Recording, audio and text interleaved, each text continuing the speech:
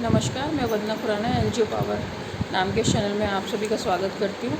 अगर आप एक संस्था है, रजिस्टर्ड संस्था है और अगर आपको 12वें एटीजी रजिस्ट्रेशन करवाना है तो 12वें एटीजी के नियम बदल गए हैं रजिस्ट्रेशन करवाने के।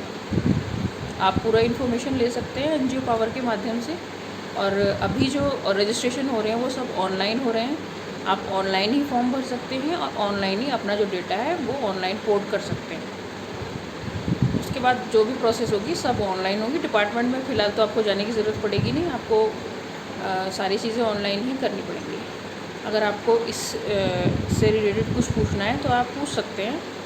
मैं आपको बता देती हूँ कि जर्नली अगर हम ऑनलाइन भी फ़ाइल करते हैं तो हमें क्या क्या डॉक्यूमेंट चाहिए होते हैं। तो अगर आप एक सोसाइटी हैं तब भी, अगर आप एक ट्रस्ट हैं तब भी, अगर आप एक नॉन प्रॉफिट कंपनी है तब भी आपको ऑनलाइन ही आपका रजिस्ट्रेशन सर्टिफिकेट, अगर सोसाइटी है, अगर ट्रस्ट है तो आपका डीड में भी एक सर्टिफिकेट का पेज होता है सबसे लास्ट में,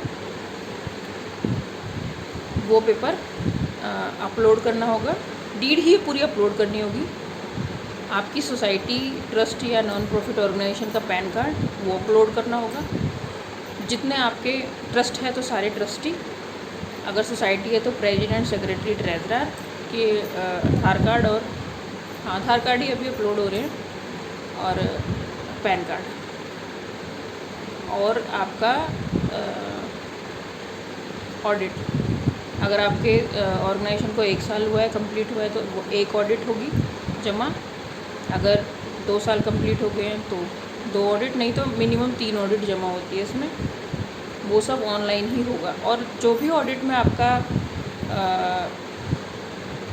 डेटा होगा कि हमने ये प्रोग्राम किया हुआ है, उसके बिल्स भी होने चाहिए। मान लीजिए आपने कहीं से कुछ एक्सपेंस कुछ ख़रीदा है या आपने कहीं कोई इवेंट कराया है, वहाँ का किराया भरा है, तो वो बिल होने चाहिए, क्योंकि जब वो सारी चीज़ें भी मांगी जाएंगी लेटर ऑन। और फ़ोटोग्राफ्स, आपके इवेंट के फ़ोटोग्राफ्स, वो भी ये सारी चीज़ें अपलोड होगी। स्टार्टिंग में अपलोड नहीं होगी, स्टार्टिंग में कुछ अपलोड होता है, उसके बाद वहाँ से क्वेरी लेटर जनरेट होता है। उसमें सारा डेटा दिया होता है कि आपको ये सारी चीज़ें, कुछ एफिडेविट्स होते हैं, एनओसी होता है, अगर आपने कहीं ऑफिस दिखा रखा है वो रेंट पे है।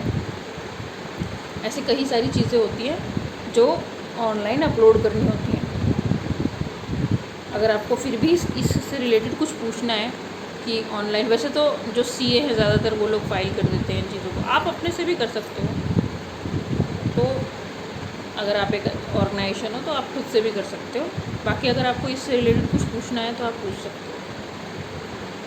आप मुझे व्हाट्सअप कीजिए, मैं आपको इन्फॉर्मेशन दूंगी, आपको इन्फॉर्म कर दूंगी कि क्या क्या डॉक्यूमेंट आपको ऑनलाइन सबमिट करने होते हैं इसमें।